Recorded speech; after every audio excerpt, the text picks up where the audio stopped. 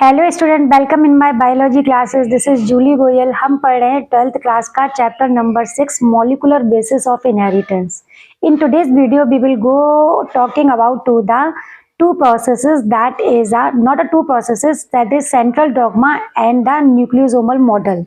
First of all, we are going talking about the explanation of the central dogma. So you should know about the what is a central dogma. Central dogma, first of all, given by the scientist, that is Francis Crick. That is Francis Crick. You are familiar with the name of the Crick. That is that was the two scientists name of the Watson and Crick. They proposed the model of the double helical structure of the DNA.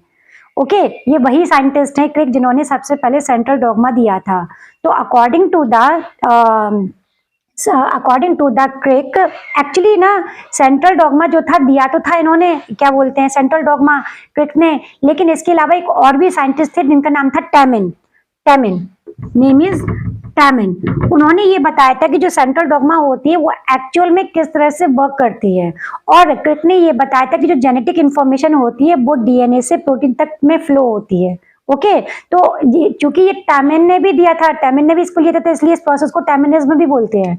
Central dogma is also known as a Teminism. Scientist का नाम है टैमिन और टैमिनिज्म, ये ना इस process को टैमिनिज्म भी बोलती है। तो according to them the central dogma have a three process, that is a replication, transcription and translation.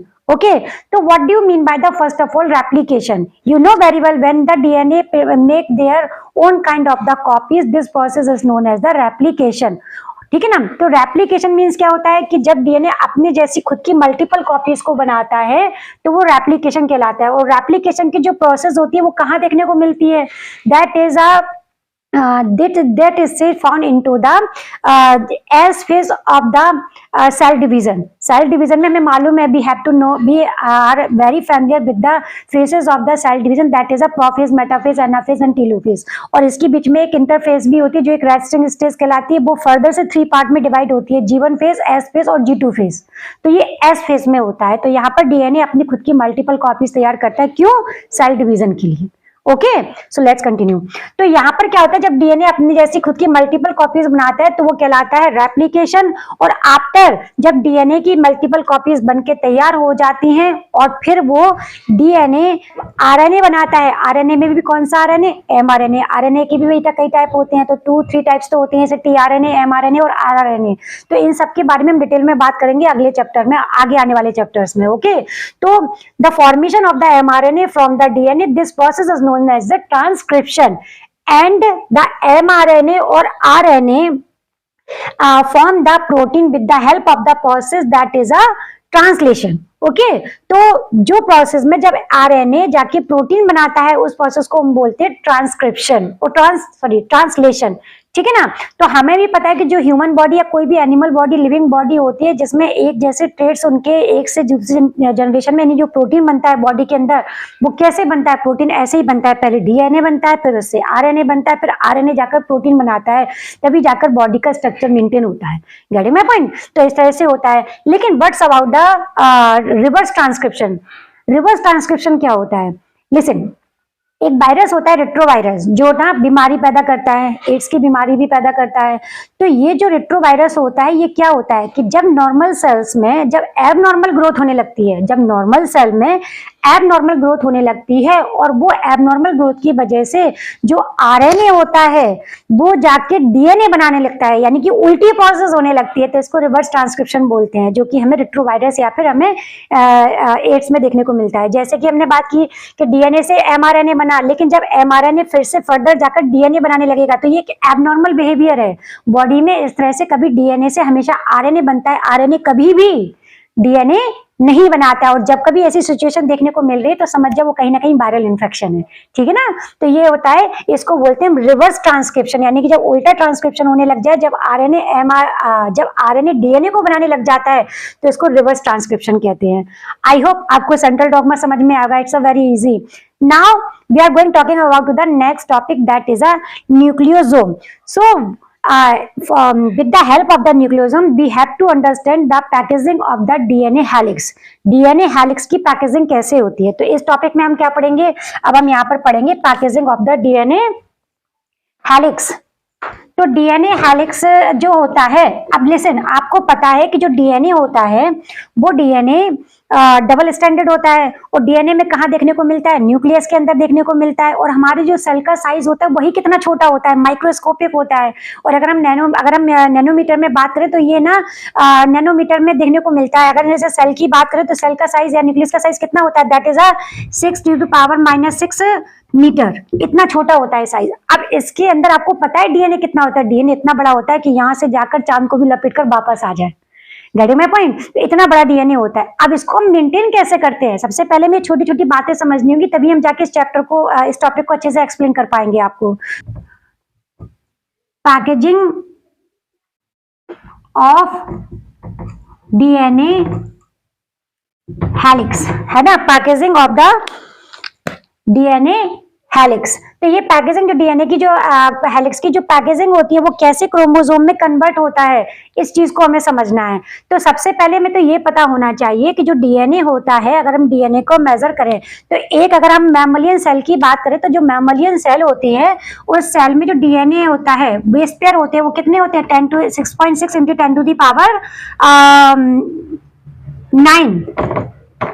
10⁹ base pair होते हैं, ठीक है ना, एक मैमलियन सेल में बेस पेयर होते हैं, बेस पेयर होते हैं। और अगर हम बात करें कि जो दो बेस पेयर होते हैं, जैसे कि हमने बात करी डीएनए का हेलिकल स्ट्रक्चर है, इन दोनों के बीच की जो डिस्टेंस होती है वो कितनी होती है, इसको अगर हम समझेंगे तो हम देखेंगे 0.34 × 10⁻⁹ होती है मीटर में। क्लियर है? और अगर हम इसको बात करें कि एंगस्ट्रॉम में बात करें तो एंगस्ट्रॉम में होती है 3.4 एंगस्ट्रॉम होती है। क्लियर है? और अगर हम नैनोमीटर की बात करें 34 नैनोमीटर।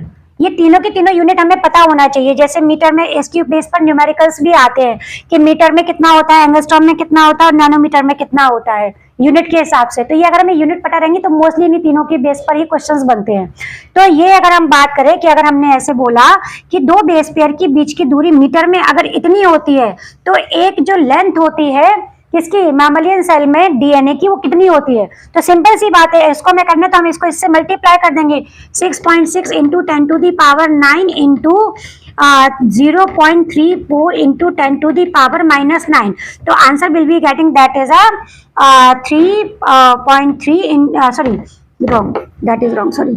2.2 मीटर। ये सारा का सारा मीटर में आएगा।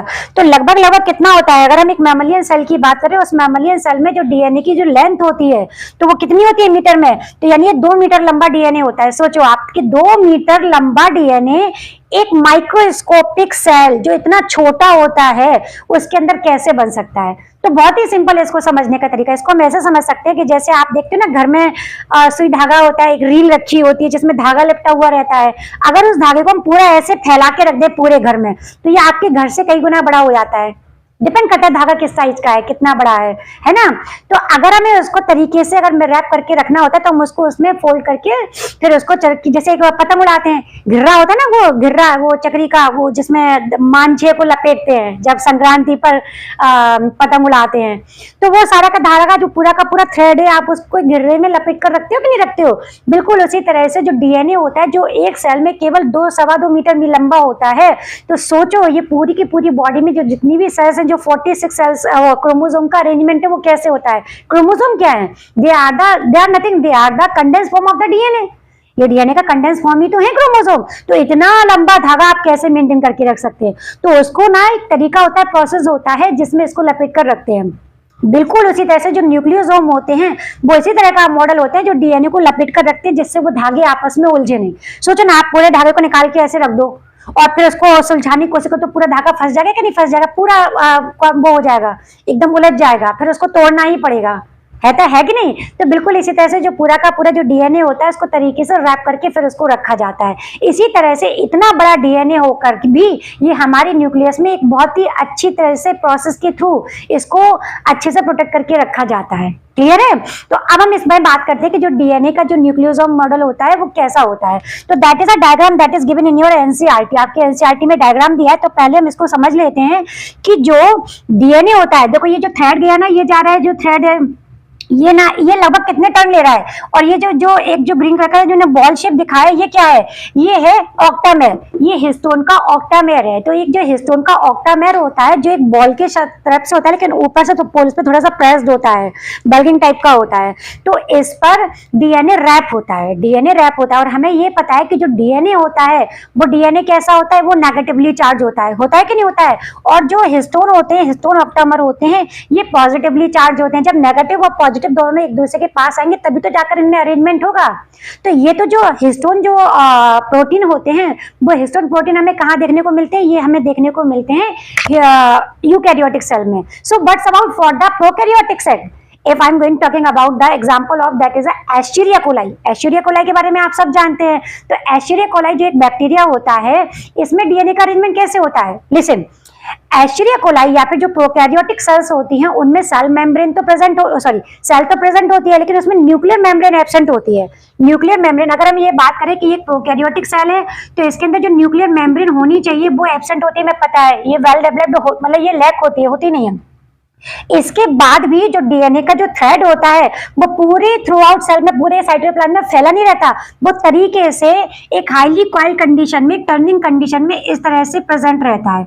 यानी इतना सारा डीएनए होने के बाद भी वो डीएनए, भले ही उसमें न्यूक्लियर मेम्ब्रेन प्रेजेंट नहीं है, लेकिन तब भी वो पूरे में फैलता नहीं है, वो एक ही जगह कोई स्पेशल लूप बनाकर वहां पर अरेंज रहता है। और यहाँ पर प्रोकैरियोटिक सेल में कोई हिस्टोन प्रोटीन होते नहीं है, यहाँ पर कुछ पॉजिटिव चार्ज वाले प्रोटीन्स होते हैं जिन्हें हम पॉलीएमाइन्स प्रोटीन बोलते हैं। क्या बोलते हैं, पॉलीएमाइन प्रोटीन बोलते हैं। ये ना पॉजिटिवली चार्ज होते हैं, डीएनए जो होते हैं नेगेटिवली चार्ज होते हैं, तो ये आपस में एक लूप बनाते हैं और वहां पर अरेंज होते हैं।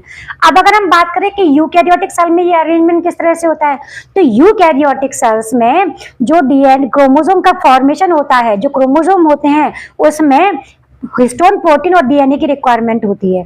अब जो प्रोटीन होते हैं वो पॉजिटिवली चार्ज होते हैं और जो डीएनए होता है वो नेगेटिवली चार्ज होता है।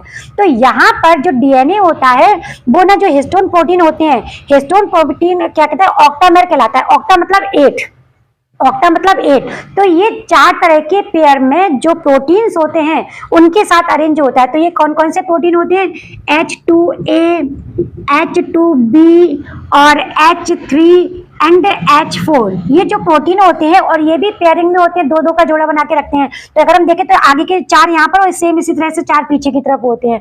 तो ये जो हिस्टोन प्रोटीन होते हैं जो पॉजिटिवली चार्ज होते हैं, तो ये उन पर ये जो डीएनए का जो थ्रेड होता है वो इस पर टर्न होता है। अब इसके बाद यहाँ पर एक और भी हिस्टोन प्रोटीन होता है जिसको हम H1 हिस्टोन बोलते हैं, लेकिन ये H1 जो हिस्टोन होता है वो ना इसके साथ इस ऑक्टामर में प्रेजेंट नहीं होता। ये एक लिंकर डीएनए होता है। अगर हम इसको बोले तो ये लिंकर डीएनए की तरह काम करता है, ये लिंकर हिस्टोन की तरह काम करता है कि जो 2 न्यूक्लियोसोम को आपस में बाइंड अप करता है।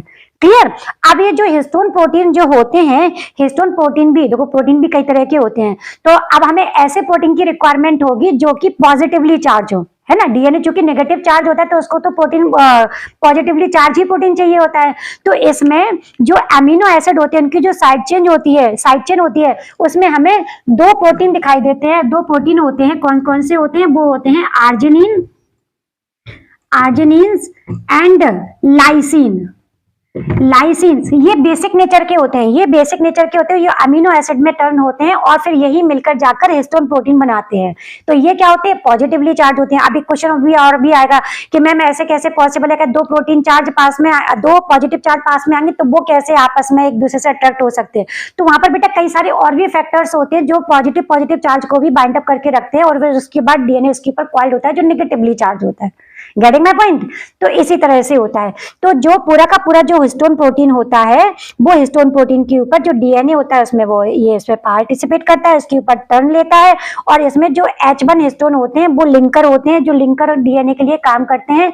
अब इसमें ये सारे के सारे, अब ये जो न्यूक्लियोसोम्स होते हैं, एक न्यूक्लियोसोम में 200 बेस पेयर देखने को मिलते हैं, 200 बेस पेयर देखने को मिलते हैं, ठीक है ना। एक न्यूक्लियोसोम में 200 बेस पेयर देखने को मिलते हैं, और एक जो मैमलियन सेल होती है उसमें कितने होते हैं, उसमें बेस पेयर होते हैं, अगर हम बात करें तो 6.6 इंटू 10⁻⁹ होते हैं, और ये 200 बेस पेयर होते हैं। अगर हम इसमें देखें कि एक मैमलियन सेल में कुल कितने न्यूक्लियोसोम होते हैं, एक मैमलियन सेल में कुल कितने न्यूक्लियोसोम होते हैं, तो इसको भी हम कैलकुलेट कर सकते हैं। जरा इसको इससे डिवाइड कर दो, आंसर निकाल लो फटाफट से आंसर निकालो। जब तक हम आपका वेट करते हैं, फिर हम आपको बताते हैं इसका आंसर क्या आता है। थोड़ी देर में हम आपको टाइम पॉज करते हो, आप इसको बताओ, ठीक है ना। तो कितने न्यूक्लियोसोम होते हैं, तो हम इस बारे में भी बात कर सकते हैं। अब यहाँ पर बात होती है कि जो न्यूक्लियोसोम होते हैं वो किस तरह से अरेंज होते हैं। ये न्यूक्लियोसोम बहुत सारे होते हैं, कि देखो इतनी बड़ी सेल्स होती है तो उसमें न्यूक्लियोसोम का अरेंजमेंट कैसे होगा। ऐसे होता है कि जैसे कि सपोज दैट, एक मिनट, ये जो न्यूक्लियोसोम होते हैं वो आपस में इस तरह से अरेंज होते हैं कि जैसे एक के टर्न के पास दो टर्न, जैसे एक न्यूक्लियोसोम हो गया, ऐसे अगले आके न्यूक्लियोसोम होंगे, और अगले सारे न्यूक्लियोसोम होंगे, तो बहुत सारे न्यूक्लियोसोम होंगे, वो कॉइल्ड के फॉर्म में देखने को मिलते रहते हैं। तो अब यहाँ पर अगर हम बात करें तो यहाँ पर जो न्यूक्लियोसोम होते हैं, जो देखो जैसे कि मान लो एक ये स्फेयर हो गया, एक ये स्फेयर हो गया, एक ये स्फेयर हो गया, सपोज दैट। अब इसमें जो डीएनए रैप हो रहा है, तो वो डीएनए रैप कैसे होगा, डीएनए रैप होगा यहाँ से, जैसे यहाँ पर एक गया, एक टर्न लिया, दूसरे टर्न पे यहाँ पर गया, तीसरे टर्न पर यहाँ पर गया, इस तरह से। आ रही बात समझ में। तो यहाँ पर क्या होते हैं, यहाँ पर होते हैं लिंकर हिस्टोन प्रोटीन होते हैं, और ये जो प्रोटीन होते हैं ये सारे आपस में टर्न होते चले जाते हैं और एक लॉन्ग चेन बनाते हैं, लॉन्ग चेन बनाते हैं। और ये जब ये लॉन्ग चेन बन जाती है तभी ये कहलाते हैं हमारे क्रोमेटिन थ्रेड होते हैं। क्लियर है। क्रोमेटिन तो पता है ना क्या होते हैं, छोटी क्लासेस में पढ़ा है कि सेल में जब प्री मैच्योर स्टेट जो क्रोमोसोम की होती है वो थ्रेड लाइक स्ट्रक्चर होती है, वही क्रोमेटिन कहलाते हैं। अब ये क्रोमेटिन कैसे बनते हैं, वो न्यूक्लियोसोम के अरेंजमेंट से बनते हैं। So the smallest unit of the chromatin is known as the nucleosome. Getting my point, समझ में आया होगा। अब इसको हमने अभी आपको क्वेश्चन दिया था कि एक मैमलियन सेल में कितने न्यूक्लियोसोम हो सकते हैं। तो सिंपल सी बात है, आप इसको कैसे निकालोगे, इसमें आप निकालो 6.6 into 10⁻⁹ divided by 200 base pair. तो ये आपका कितना आ जाएगा, 3.3 इंटू 10⁻⁷ न्यूक्लियोसोम। क्लियर आया समझ में। आपने कहा डिवाइड ही तो करना है, सिंपल सा। जितने न्यूक्लियो भाई जितना हमारा डीएनए है उसमें से आप पर में देखोगे तो फिर 200 न्यूक्लियोसोम होते हैं एक मॉडल में, एक में न्यूक्लियोसोम में, तो उसको कर दो, उतने आंसर आ जाएगा आपका कितने न्यूक्लियोसोम हो गए। आई होप समझ में आया होगा।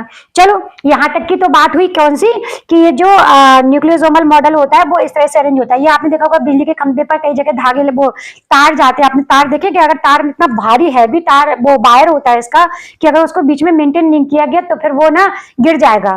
तो जिस तरह से वो जो हैवी वायर्स होते हैं उनको एक पिलर की रिक्वायरमेंट, खंभे की जरूरत होती है, वहां पर वो टर्न होकर उसके ऊपर लपेटते हुए चले जाते हैं। बिल्कुल इसी तरह से होता है कि जो न्यूक्लियोसोम मॉडल होता है उसमें लिंकर डीएनए होते हैं, जो कि इनको लिंकर जो हिस्टोन प्रोटीन होते हैं वो इनको आपस में कंबाइन करते रहते हैं, जिसकी वजह से ओवरलोडेड ना हो जाए। अब how the chromosome is formed, chromosome बनता कैसे है, कि देखो ये जो डायग्राम है जो ये है, अब पहले तो हम थोड़ा सा इसके बारे में बात कर लें। यहाँ पर डीएनए है, ये हिस्टोन ऑक्टामेर है, और यहाँ पर जो ये कोर दिखाई देता है ये इसका कोर है। कौन सा है, हिस्टोन मॉलिक्यूल का कोर होता है। एक नीट में क्वेश्चन आता है कि जब ये टर्न लेता है तो यहाँ पर कितना एंगल का, कितनी डिग्री का एंगल बनता है, तो ये बनता है 30 डिग्री एंगल, ठीक है ना, 30 डिग्री का एक एंगल बनता है। एक चीज तो ये हो गई। अब यहाँ पर जब ये जाएंगे तो ये टर्न होते चले जाएंगे, तो यहाँ पर क्या होता है कि सारे के सारे एक क्रोमेटिन थ्रेड बन जाता है, और ये बिल्कुल किस तरह से दिखने लगता है, ये दिखने लगता है beads on string, beads on string. अब देखो ये ना क्वेश्चन कईयों बार उसमें एग्जाम में आता है, बोर्ड में भी आता है, ठीक है ना। इसके अलावा नीट का भी क्वेश्चन है, तो कई बार ऐसे ऑप्शन दिए जाते हैं कि स्ट्रिंग ऑन बीट्स और beads on string, beads on string. तो आपको कौन सा करेक्ट आंसर कौन सा है आपका? That is according to our NCERT correct answer is the beads on string. तो बीट्स ऑन स्ट्रिंग जो होते हैं उसके ऊपर ये उसी तरह से दिखाई देते हैं। आप एनसीईआरटी का डायग्राम देखिए, इसमें छोटी छोटी थ्रेड लाइक स्ट्रक्चर दिखाई दे रहे हैं, तो वो सारे के सारे क्या है? क्रोमेटिन है। अब ये जो क्रोमेटिन होते हैं ये मेटाफेज की स्टेज पर आते आते तक कंडेंस हो जाते हैं और ये क्या बनाते हैं? ये बनाते हैं क्रोमोसोम। अब ये क्रोमोसोम बनते कैसे हैं? ओवरऑल इस प्रोसेस में क्या होता है कि जो ये जो क्रोमेटिन होते हैं, ये क्रोमेटिन जब एक दूसरे से फिर से कॉइल्ड होते चले जाते हैं, और क्रोमेटिन में होते क्या है? न्यूक्लियोसोम होते हैं। जब एक न्यूक्लियोसोम आपस में टर्न होता चला जाएगा और हाईली कॉम्प्लेक्स स्ट्रक्चर बनाता चला जाएगा, तब जाके क्रोमोसोम बनता है। तो अगर हम बात करें तो ये किस तरह से सीक्वेंस में होगा? ये तो हो गया आपका न्यूक्लियोसोम। न्यूक्लियोसोम में फिर कॉइलिंग होगी, फिर से इसमें कॉइलिंग होगी, तो ये क्या बनाएंगे? ये बनाएंगे सोलेनॉइड, और सोलेनॉइड फिर और कॉइल्ड होंगे, ये बनाएंगे सुपर सोलेनॉइड। और जब सुपर सोलेनॉइड और कॉइल्ड होंगे तब जाके ये बनाएंगे क्रोमेटिन। क्लियर है? तो ये क्या होते हैं कि जब ये क्रोमेटिन जो बीट्स ऑन स्ट्रिंग पर हमें दिखाई दे रहे हैं, न्यूक्लियोसोम जो स्ट्रक्चर दिखाई दे रहे हैं, जब इनमें टर्निंग हो रहेगी तो ये क्या बनाएंगे? ये बनाएंगे आपके सोलेनॉइड। और सोलेनॉइड स्ट्रक्चर में कितने न्यूक्लियोसोम होते हैं? 6 न्यूक्लियोसोम इन्वॉल्व होते हैं। जो एक सोलेनॉइड का स्ट्रक्चर बनता है उसमें 6 न्यूक्लियोसोम उसमें प्रेजेंट होते हैं। और फिर जब इसमें फिर से एक टर्न और लेगा तो हाईली कॉम्प्लेक्स हो जाएगा, तब ये क्या बनाएगा? ये बनाएगा सुपर सोलेनॉइड। और फिर जाके और हाईली कंडेंस होगा, तब जाके ये क्रोमेटिन बनाएगा। और ये जो क्रोमेटिन होते हैं मेटाफेज की स्टेज पर आते आते और कंडेंस हो जाते हैं, तब ये जाके क्रोमोसोम बनाते हैं। अब कंडीशन ये है कि जब ये पूरी स्ट्रक्चर बन रहा है सोलेनॉइड से, ये न्यूक्लियोसोम से लेकर क्रोमोसोम तक, तो इसमें हमें कई सारे और भी प्रोटीन की रिक्वायरमेंट होती है जो नॉन स्टोन प्रोटीन होते हैं। वो कौन से प्रोटीन होते हैं? वो नॉन स्टोन प्रोटीन होते हैं। वो ए बी सी डी कई सारे जो नॉन स्टोन प्रोटीन होते हैं वो भी इसमें अरेंज होते हैं। फिर जाकर एक पूरा कंडेंस फॉर्म बनके तैयार होता है, और उस बेस पर 2 तरह के क्रोमोसोम बनके तैयार होते हैं। एक होते हैं दैट इज यूक्रोमेटिन, और एक होते हैं हेट्रोक्रोमेटिन। अब यूक्रोमेटिन और हेट्रोक्रोमेटिन क्या होते हैं? देखो सिंपल सी बात है, जब धागे उलझ जाते हैं तो कुछ पोर्शन ऐसा होता है जो लूजली पे अरेंज होता है, कुछ ऐसा होता है टाइटली, जहां पर गांठें ज्यादा लग जाती हैं तो वो धागा क्या होता है कि उसकी इंफॉर्मेशन फिर हमें समझ में नहीं आती, उसको हम सुलझा नहीं पाते। तो जब ये कंडेंस फॉर्म में जाते हैं तो यहाँ पर क्रोमोसोम का कई सारा पार्ट लूज होता है, कई सारा पार्ट आपका स्ट्रिक होता है, यानी कि टाइटली पैक होता है। तो यहाँ पर क्या होता है कि 2 तरह के जो क्रोमोसोम बनते हैं, तो उसमें जो यूक्रोमेटिन होते हैं, वो यूक्रोमेटिन जो होते हैं उसमें जो उसके जो धागे होते हैं ना लूजली अरेंज होते हैं, जिसके वजह से वो उसमें इंफॉर्मेशन होती है, उसमें जेनेटिक इंफॉर्मेशन होती है, और यही जेनेटिक इंफॉर्मेशन होती है जो एक एक्टिव फॉर्म में होती है और आगे जाके अपनी इंफॉर्मेशन को फ्लो करती है। जबकि जो हेट्रोक्रोमेटिन्स होते हैं, वहां के जो क्रोमोसोम होते हैं वो हाईली कंडेंस हो जाते हैं, तो जिसकी वजह से वो इतने ज्यादा फंस जाते हैं आपस में कि उनकी इंफॉर्मेशन फिर समझ में नहीं आती है, तो वो इनएक्टिव हो जाते हैं, जिसकी वजह से वो इंफॉर्मेशन आगे जाके ट्रांसफर नहीं हो पाती है। क्लियर है? तो ऐसे क्रोमेटिन जो यूक्रोमेटिन होते हैं वो आगे चल के प्रोसेस में पार्टिसिपेट करते हैं। तो ये तो आज का हमारा पूरा का पूरा था central dogma of nucleosome model. अब हम बात करेंगे कि एक क्वेश्चन दिया है आपका एनसीईआरटी में। दैट क्वेश्चन इज देयर कि if a length of the Escherichia coli DNA is 1.36 millimeter, can you calculate the number of the base pair of the Escherichia coli? Yes, why not? तो चलिए अब हम इसको numerical को solve करते हैं। तो यहाँ पर क्या है क्वेश्चन कि जो DNA है, DNA किसका? एस्चेरिचिया कोलाई का DNA है जिसकी लेंथ है 1.36 मिलीमीटर। हमें इसके बेस पेयर निकालने की, इतनी लेंथ में बेस पेयर कितने होंगे? ठीक है, सिंपल है। सबसे पहले में कुछ चीजें यहाँ पर समझनी होंगी कि जो मिलीमीटर है, अगर हम बात करें तो 1 मिलीमीटर कितने मीटर के इक्वल होता है? That is 10 to the power 10 metre. Okay, और 1 एंगस्ट्रॉम जो होता है, 1 एंगस्ट्रॉम जो होता है वो कितने मीटर में होता है? वो होता है आपका 10 टू द पावर -10 मीटर।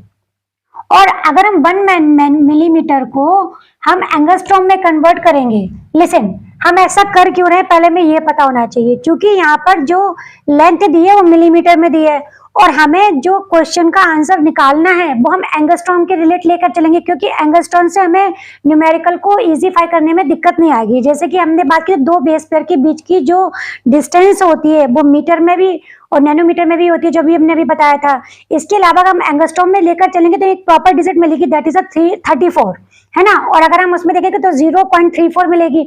तो सिंप्लीफाई करने के लिए हम एंगस्ट्रॉम ले रहे हैं यहाँ पर। तो यहाँ पर अगर हम बात करें तो 1 मिनट है कितने नैनोमीटर के बराबर करेंगे तो क्या होगा 1। तो ये होगा 10 लाख एंगस्ट्रॉम। कितना 10 लाख एंगस्ट्रॉम। अब हम इसको इस डिजिट को अगर हम एंगस्ट्रॉम में कन्वर्ट करेंगे तो कैसे होगा, तो 1.36 को अगर हम इसको एंगस्ट्रॉम में कन्वर्ट करेंगे तो that will be convert into the in this manner angstrom. Clear है। तो ये चीज यहां तक समझ में आई कि पहले हमने इस पूरी डिजिट को हमने एंगस्ट्रॉम में कन्वर्ट कर लिया। अब हम बात करते हैं तो 34 एंगस्ट्रॉम में कितने बेस पेयर होते हैं, कितने बेस पेयर होते हैं, तो 10 बेस पेयर होते हैं, हमें पता है। तो फिर एक टर्न में क्या रहेगा सिस्टम, एक टर्न में सिस्टम क्या रहेगा, दैट इज 10 डिवाइडेड बाय 34। अब हम यहाँ पर जो एक टर्न है वो कितने का होगा, वो इतने का हो गया 1360000। ओके दैट इज, तो यहाँ पर हमने ये लिया तो 10 इंटू ये डिजिट यहाँ पर आ गई 136। ये थोड़ा सा हम डिस्टेंस में लिखते हैं, ठीक है ना। यहाँ पर हम या फिर हम इसको ऊपर कर देते हैं 10 डिवाइडेड 34। तो यहाँ पर आ जाएगा 10 into 1360000 divided by 34। Now I have to only calculate it. जब हम इसको इससे डिवाइड करेंगे तो ये 4 टाइम जाएगा, तो ये क्या आ जाएगा, ये आ जाएगा आपका 4450। तो ये आ गया आपका कितना 4 into 10 to the power 6 base pair. I hope समझ में आ गया होगा। तो इस टाइप की छोटी छोटी न्यूमेरिकल्स होती है वो बड़ी जल्दी ही समझ में आ जाएंगी, बस आप इसको अच्छे तरीके से करिए। तो पहले क्या है, हमने इसको यूनिट में चेंज किया, सिंप्लीफाई किया कि जैसे हम एंगस्ट्रॉम में निकालेंगे तो 34 के हिसाब से हम इजीली आराम से इसको कैलकुलेट कर पाएंगे। तो हमने पहले 1 नैनोमीटर को देखा कि वो कितने मीटर के बराबर होता है, एक एंगस्ट्रॉम में कितने मीटर होते हैं। फिर 1 नैनो मिलीमीटर को अगर हम एंगस्ट्रॉम में कन्वर्ट करेंगे तो वो कितना आएगा। और यहाँ पर क्वेश्चन के अकॉर्डिंग यहाँ पर ये दिया हुआ है तो इसको हमने पहले एंगस्ट्रॉम में कन्वर्ट किया। फिर 34 जो एंगस्ट्रॉम होता है, जो दो डिस्टेंस होती है, तो वो एक टर्न में कितने बेस पेयर बनाता है 10 बेस पेयर, जो हमने पहले से ही पढ़ा हुआ है डीएनए के स्ट्रक्चर में। फिर हमने यहाँ पर इसको इस तरह से कैलकुलेट किया तो 4 टाइम ये गया। तो फिर एक अगर हम बात करें length of the Escherichia coli of DNA in base pair, that is 4 into 10 to the power 6 base pair. Okay, I hope बेटा वीडियो समझ में आई होगी। अगर समझ में आई है तो लाइक एंड सब्सक्राइब जरूर करें। मिलते हैं फिर नेक्स्ट वीडियो में। Thank you.